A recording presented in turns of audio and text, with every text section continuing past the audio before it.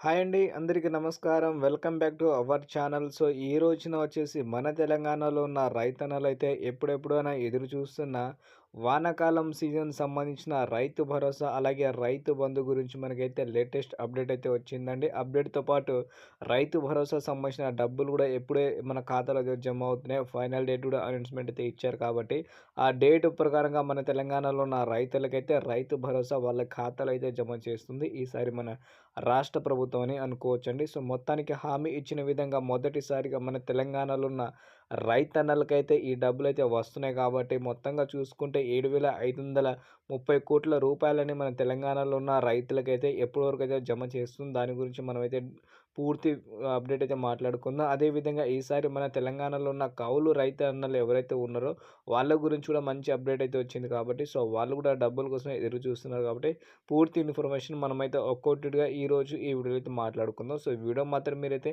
ఎక్కడ స్కిప్ చేయకుండా పూర్తిగా ఎండ్ వరకు చూస్తారని నేనైతే అనుకుంటున్నాను. ఎందుకంటే చాలామంది రైతన్నలు అయితే చూస్తున్నారు.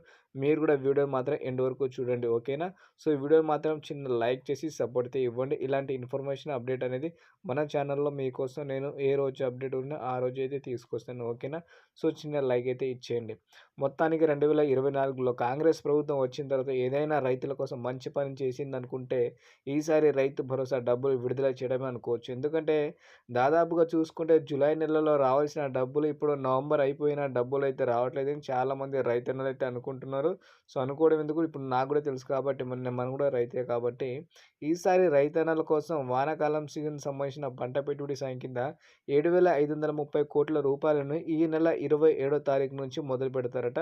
సో, ఈ నెల 27వ తారీఖు నుంచి వచ్చే డిసెంబర్ 15 కల్లా తెలంగాణలో ఉన్న రైతన్నలకైతే అందరికైతే రైతు భరోసా ఇచ్చే విధంగా అయితే ప్లాన్ అయితే ఉందట. సో, మొత్తానికి ఏదైతే హామీ అయితే ఇచ్చారో వ్యవసాయ శాఖ మంత్రిగా తుమ్మల నాగేశ్వరరావు గారు, సో, మొత్తానికి హామీ ప్రకారంగా డబ్బులైతే విడుదల చేయడానికైతే ముందుకైతే వస్తున్నామని చెప్పడం అయితే జరిగిందండి.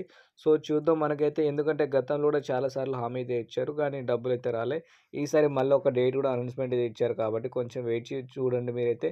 ఈ నెల 27వ తారీఖు నుంచి మొదలుపెడితే మనకి దాదాపు ఒక 10 ఎకరాలు ఉన్న రైతులకే రైతు భరోసా ఈసారి అయితే వచ్చే అవకాశం అయితే చాలా అయితే ఉందండి. ఎందుకంటే గత ప్రభుత్వం ఇచ్చే విధంగా అయితే ఇవ్వమని స్టార్టింగ్ నుంచే చెప్పుకుంటూ అయితే వచ్చారు కాబట్టి, ఈసారి కూడా సబ్ కమిటీ ఏదైతే రిపోర్ట్‌లు అయితే ఇచ్చాయో అది కూడా మనకైతే ఆల్మోస్ట్‌గా 10 ఎకరాల దగ్గర అయితే ఉంది కాబట్టి, మొత్తంగా చూసుకుంటే 10 ఎకరాలు ఉన్న రైతులకే రైతు భరోసా వస్తుంది. అదేవిధంగా కౌలు రైతులకు వచ్చే యాసంగి పంట నుంచి వాళ్ళకు కూడా రైతు భరోసా ఇచ్చే విధంగా అయితే ప్లాన్ అయితే చేస్తుందని వ్యవసాయ శాఖ మంత్రిగా తుమ్మల నాగేశ్వరరావు గారు మనకైతే ఈ రోజున అనౌన్స్‌మెంట్ అయితే ఇచ్చారండి. 21వ తారీఖు నవంబర్ రోజు మనకైతే అనౌన్స్‌మెంట్ అయితే ఇచ్చారు. సో, దీన్ని బట్టి చూసుకుంటే డబ్బులైతే వస్తున్నాయి. మీరైతే వేచి ఉండండి. డబ్బులొచ్చిన తర్వాత మాత్రం వీడియో కింద మీరైతే వచ్చి కామెంట్ అయితే చేయండి. అలాగే ఇలాంటి ఇన్ఫర్మేషన్ కోసం మన రైతన్నల కోసం మన ఛానల్‌లో వీడియో అయితే తీసుకొని వస్తాను, ఓకేనా? సో, ఈ వీడియో నచ్చితే లైక్ చేసి సపోర్ట్ అయితే ఇచ్చేయండి. Thank you.